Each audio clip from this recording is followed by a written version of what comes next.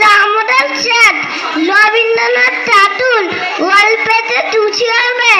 দামোদর শেঠটি মূর্তির মশাই সাইবারা ব্যক্তি আনবে তত্ত্বে জুতা মাটিতে দিয়ে না জলপাই ধুলিটাতে এনে তাই জিয়ানো সামনিতে পাহাড় বোয়ালের পেটটি সিনে বাগানের পেটে এনতো তরম চা ডাল্লাল ডিম চা সাইজে গরম চা নাই তরচা হবে মাথা হবে একটি মনে রেখো বলো মাপে তোরা চাই